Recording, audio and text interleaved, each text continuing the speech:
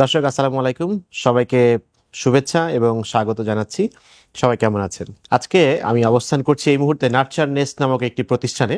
এই প্রতিষ্ঠানটি মূলত শিশুদের জন্য, শিশু কিশোরদের জন্য, বিশেষ করে বিশেষ চাহিদা সম্পন্ন যে শিশুরা কিশোররা রয়েছে তাদেরকে অনেক সময় আমাদের সাইকোলজিক্যাল কিছু ট্রিটমেন্ট দিতে হয়। যেমন আমরা বলি যে বিহেভিয়ার থেরাপি, কাউন্সেলিং, হ্যাঁ, কগনিটিভ বিহেভিয়ার থেরাপি। কখনো কখনো অটিজমে আক্রান্ত হয় যে বাচ্চারা, তাদের জন্য দেখা যায় যে ABA থেরাপি দিতে হয়, অকুপেশনাল থেরাপি দিতে হয়, নানা রকম সাইকোলজিক্যাল অনেক রকম ট্রিটমেন্ট আছে। বা একটি বাচ্চার বুদ্ধি কম কিনা, হিসাব নিকাশ ঠিক মতো করতে পারছে না, ইন্টেলেকচুয়াল ডিসএবিলিটি বলি আমরা, তো নিজের কাজগুলো করতে পারে না, বোধ বুদ্ধি একটু কম মনে হয়, কোথায় কি বলতে হবে কোথায় কি করতে হবে বুঝতে পারে না, তাদেরকে যে ধরনের কাউন্সেলিং বা যে ধরনের থেরাপি দেওয়া হয় সেগুলোর জন্য এটি একটি আদর্শ প্রতিষ্ঠান। নার্চার নেস্ট প্রতিষ্ঠানটি যাত্রা শুরু করেছে এবং সেই প্রতিষ্ঠানের জন্য শুভকামনা জানিয়ে আমি আজকের ভিডিও শুরু করছি। এবং ভিডিওটা কিন্তু এই প্রতিষ্ঠানের সাথে কিছুটা সঙ্গতিপূর্ণ। ভিডিওটা আমি বলার চেষ্টা করব যে বিশেষ চাহিদা সম্পন্ন যে বাচ্চারা রয়েছে, বিশেষ করে অটিজম, তারপরে ইন্টেলেকচুয়াল ডিসএবিলিটি, যা বুদ্ধি, যাদের স্বল্পতাজনিত রোগ, মানসিক সমস্যা হয় তাদের কিছু।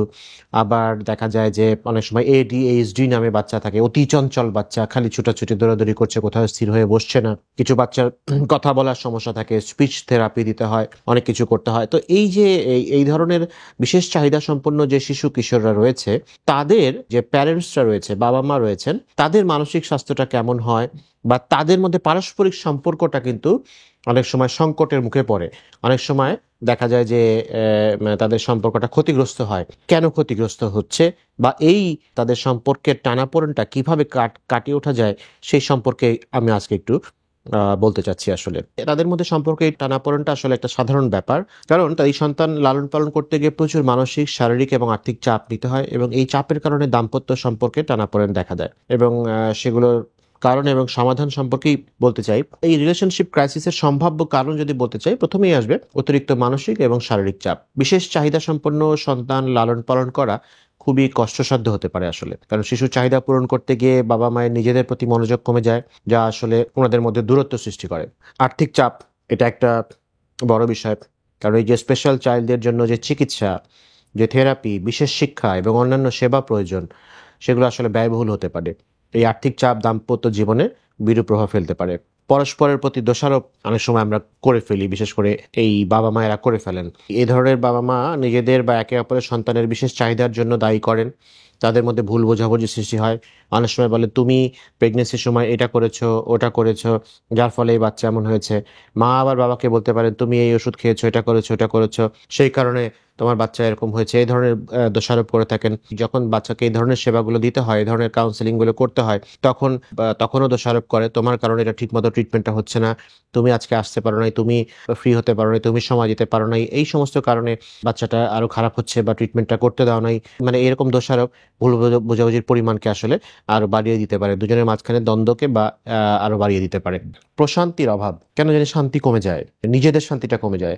মানে এই ধরনের বাচ্চার বাবা মায়েরা নিজেদের জন্য সময় আসলে বের করতে পারেন না বা কমে যায় অনেকটা, যার ফলে মানসিক প্রশান্তি অনেক কমে যায়। এই কারণে রাগ, হতাশা, বিরক্তি তৈরি হয়, যা দাম্পত্য জীবনে নেতিবাচক প্রভাব ফেলে আসলে। সন্তান লালন পালনের কৌশল নিয়ে মত পার্থক্য থাকে। কোনো বাবা মা সন্তানের জন্য কঠোর হতে চান, আবার কোনো বাবা মা বেশি যত্নশীল হয়ে ওঠেন, বাবা বেশি যত্নশীল, মা বেশি কঠোর। এরকম নানা রকমের দেখা যায় যে মানে পার্থক্য হয়। পার্থক্যের ফলে একে অপরকে ব্লেম করতে থাকেন।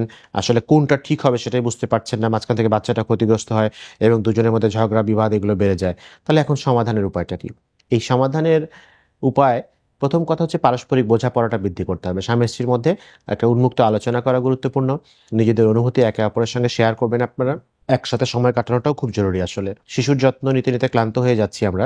এই যত্ন নেওয়ার পাশাপাশি নিজেদের মধ্যে ভালো সম্পর্ক বজায় রাখতে হবে। এই জন্য মাঝে মধ্যে একসাথে সময় কাটাবেন হাজব্যান্ড ওয়াইফ, যেমন একটা ছোট ডিনার ডেট করতে পারেন, একটা ছোট্ট একটা ভ্রমণে যেতে পারেন। এবং এই জন্য যেটা বেশি ইম্পর্টেন্ট সেটা হচ্ছে যে সহযোগিতা ইম্পর্টেন্ট এবং দায়িত্ব ভাগ করে নেওয়া জরুরি।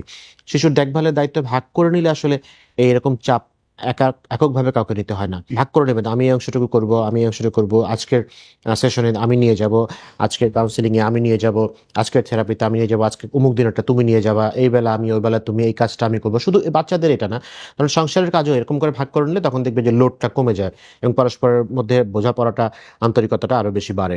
এই দায়িত্ব নিজেরা নিজেরা তো ভাগ করলামই, নিজেরা তো সহযোগিতা একে অপরকে করছি। আরেকটা ইম্পর্টেন্ট জিনিস হচ্ছে সাহায্য নেওয়া, অন্যের কাছ থেকে সহযোগিতা নেওয়া। কোনো থেরাপিস্ট বা কাউন্সিলরের সহায়তা তো আমরা নিচ্ছি, আপনারা নিবেনই। এর পাশাপাশি অনেক সময় তৃতীয় পক্ষের সাহায্যে নিতে হয় আসলে। পরিবারের অন্য কোনো সদস্য, মা হতে পারে, খালা হতে পারে, ভাই বোন হতে পারে, ওদের কাছ থেকে কিছু হেল্প নেওয়া। এটা অনেক সময় খুবই ইম্পর্টেন্ট রোল প্লে করে আসলে নিজেদের সম্পর্ক উন্নয়নের জন্য, চাপ কমানোর জন্য। পরিবার এবং বন্ধুদের এই সহায়তা আসলে দেখা যায় যে একটা মসৃণ করে বিষয়গুলোকে। ওরা যদি কিছু দায়িত্ব নেয় মাঝে মধ্যে বাচ্চার, খুব নির্ভরযোগ্য পরিবারের কোনো সদস্য, তাহলে বাবা মা কিছুটা সময় নিজেদের জন্য ব্যয় করতে পারবেন। সেক্ষেত্রে ওনাদের নিজেদের মধ্যে সম্পর্ক আরো সুদৃঢ় হবে। এবং সঠিক তথ্য সংগ্রহ এবং মানসিক প্রস্তুতিটা খুব জরুরি। যে সন্তানের বিশেষ চাহিদা সম্পর্কে সঠিক তথ্য জানতে হবে। এই সন্তানটি কোন রোগে আক্রান্ত এবং এই রোগের চিকিৎসা কি, কোন পর্যন্ত ভালো হওয়ার চান্স আছে, বা কি কি আচরণ তার সাথে করা যাবে, কি কি আচরণ তার সাথে করা যাবে না, সন্তানের সামনে আমরা কোন কোন আচরণগুলো করব বাবা মায়েরা, আর কোনটা কোনটা করব না, এই বাচ্চাটাকে যে একটু স্পেশাল কেয়ার নিতে হবে, সেগুলো একটু বিস্তারিত যখন আপনি আপনার বিশেষজ্ঞের কাছ থেকে জেনে নেবেন, তখন দেখবেন যে আসলে ওই জেনে নিলে না একে অপরকে দোষারোপ করাটা বন্ধ হয়। তখন তো আপনারা দুজনেই জানছেন যে কি করণীয়, কোনটা করণীয় না, তখন আর একে অপরকে দোষারোপ করতে পারবেন না। পরস্পরের প্রতি কৃতজ্ঞ থাকা খুব জরুরি, কিন্তু একজন আরেকজনের প্রতি কৃতজ্ঞতা প্রকাশ করবেন, একে অপরকে প্রশংসা করবেন যে তোমার জন্য বাচ্চাটা অনেক ইমপ্রুভ করেছে, তুমি যে আজকে সেশনে নিয়ে গিয়েছো তাতে আমার অনেক উপকার হয়েছে, তুমি সত্যিই তুমি খুব হেল্পফুল, সত্যি তুমি বাচ্চার জন্য একটা আদর্শ পিতা, সত্যি তুমি বাচ্চার জন্য একটা আদর্শ মা, তুমি এত রান্নাবান্না করে, এত কিছু করে তুমি আমার বাচ্চাটাকে আবার এই সেশনেও নিয়ে গেছো, তুমি না থাকলে আসলেই আমার সংসারটা আসলে কি হইতো, বা আমি তোমাকে পেয়ে লাকি। এই কথাগুলো বেশি বেশি বলবেন, যত বেশি বেশি বলবেন তত দেখবেন যে সম্পর্ক অনেক ভালো হবে নিজেদের মধ্যে। এবং একটা কথা আছে, যে ব্যক্তি জীবনের উদ্দেশ্য খুঁজে পেয়েছে সে যে কোনো কষ্ট সহ্য করতে পারে। তো বিশেষ চাহিদা সম্পন্ন সন্তান লালন পালন করা হয়তো কঠিন, কিন্তু এর মধ্যেও জীবনে অর্থ খুঁজে নিতে হবে আসলে, পজিটিভ কিছু খুঁজে বের করতে হবে আসলে। কারণ এই কষ্টের বিনিময়ে তো আপনি আপনার অনেক মূল্যের সন্তানকে সঠিক পথে পরিচালিত করছেন। এবং আরো একটা কথা আছে, যদি তুমি সত্যিই কিছু চাও তাহলে সমগ্র বিশ্ব তোমাকে তা পেতে সাহায্য করার জন্য কাজ করে আসলে। তাই সন্তান লালন পালন করা একটি কঠিন কাজ, কিন্তু আপনি যদি ইতিবাচক থাকেন তাহলে ভালোবাসা সহযোগিতার মাধ্যমে দেখবেন চারিদিক থেকে আপনার সাপোর্ট বাড়ছে এবং এই সংকটগুলো দূর করা সম্ভব হচ্ছে। এই বিশেষ চাহিদা সম্পন্ন শিশুদের বাবা মায়ের দাম্পত্য জীবন সুখের হোক, প্রতিটি শিশু সুন্দরভাবে বিকশিত হোক, সেই জন্য প্রত্যেকটি শিশুর জন্য শুভকামনা থাকলো এবং এই প্রতিষ্ঠানটির জন্য শুভকামনা থাকলো। সবাইকে অনেক অনেক ধন্যবাদ। ভালো থাকবেন। আসসালামু আলাইকুম।